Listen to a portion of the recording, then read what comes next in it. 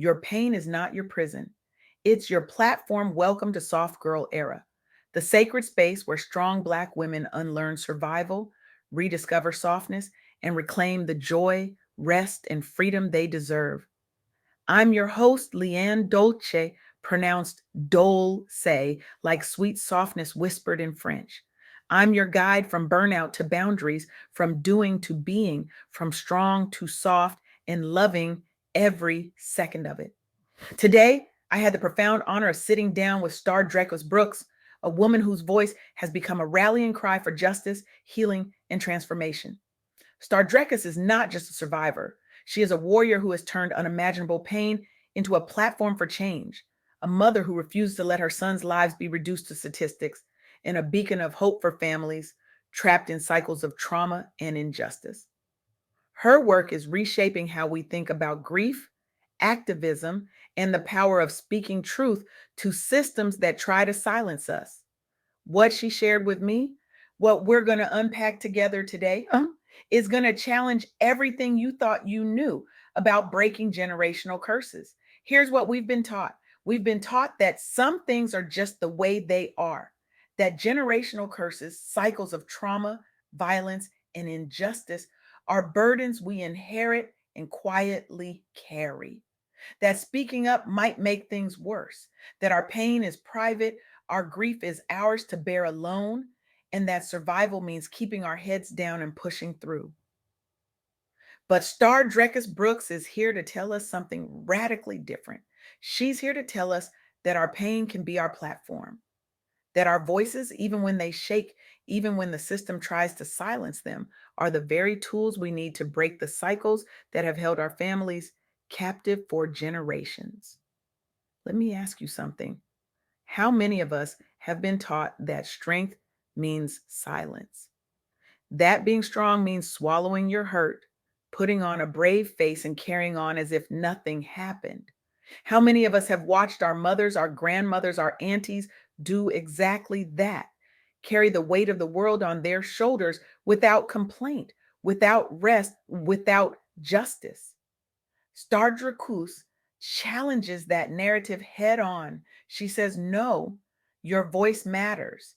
Even when the system tries to silence you, no matter how deep the pain or how powerful the opposition, speaking your truth is the first step toward healing and justice.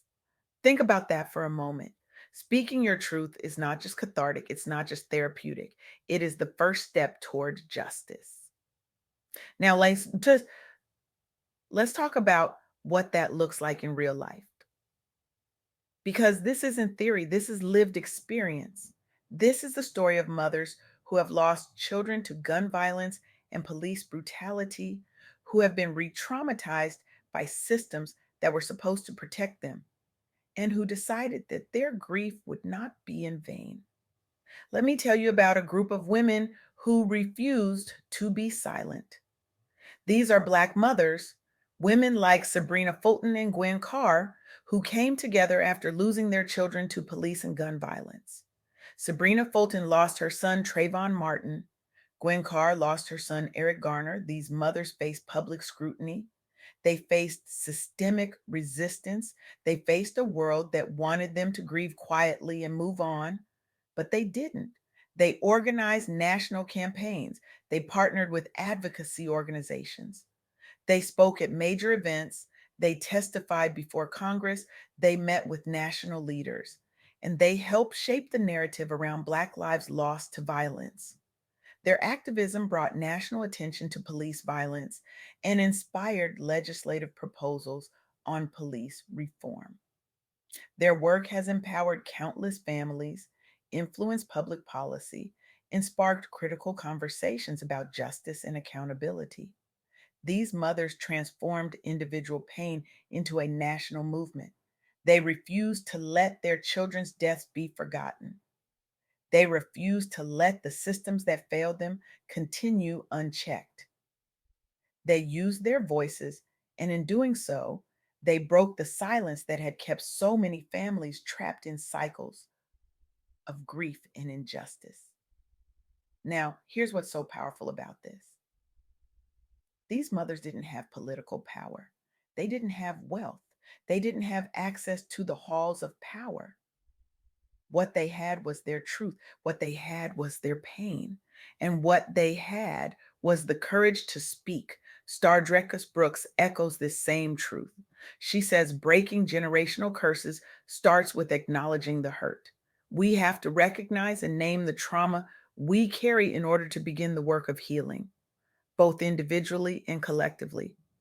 Let that sink in. You cannot heal what you refuse to name.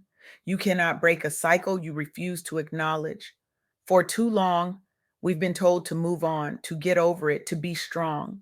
But strength without acknowledgement is just survival. And survival is not the same as living. Survival is not the same as healing. Survival is not the same as freedom. Let me give you another example. In Chicago, a mother named Tamar Manasseh founded an organization called Mothers Against Senseless Killings. She started this organization after witnessing ongoing violence in her community and realizing the power of mothers' presence in reclaiming streets. Tamar didn't wait for the city to fix the problem. She didn't wait for the police to show up. She didn't wait for someone else to save her community. She showed up herself. She and other mothers created a visible presence in neighborhoods. They provided meals. They organized activities for children and teenagers. They built relationships with residents. They sat on corners where violence had erupted, and they stayed there day after day, creating safe space with nothing but their presence and their love. And you know what happened? Violence decreased in targeted areas. Community cohesion increased. The initiative gained national recognition for grassroots activism. This organization has served thousands of meals, mentored youth, and expanded to other cities. This is the power of community led solutions. This is the unique leadership of Black women in healing and protecting their neighborhoods. But here's the thing: Tamar Manasseh didn't have a degree in social work. She didn't have a grant from the government. She didn't have a team of professionals. She had her voice. She had her presence. She had her pain as a platform. And that's what Stardrecous Brooks is calling us to do. She says, why do you not? Community and faith are critical. Healing and change don't happen in isolation. It takes a village. Lean on faith, family, and community to find strength, pursue justice, and create real change. Now, I want to talk about something that might make some of us uncomfortable. I want to talk about the systems that are supposed to protect us, but often fail us. I want to talk about what happens when those systems not only fail, but actively harm. In 2020, Rayshard Brooks was killed by Atlanta police. His death became a rallying point for the movement against police brutality. His family was at the forefront of the fight for justice. Community organizations provide legal, financial, and emotional support to the Brooks family. Activists demanded policy changes. The response was swift and significant. The case accelerated conversations about police reform in Atlanta. It resulted in the firing and charging of officers involved. It increased support for families impacted by police violence. National attention was brought to the case. Legislative proposals for police oversight were introduced. Expanded support networks for victims' families were created. This underscores the importance of collective action and the enduring strength of Black families in seeking justice. It shows us that when we speak up, when we demand accountability, when we refuse to let injustice go unchallenged, we can create change.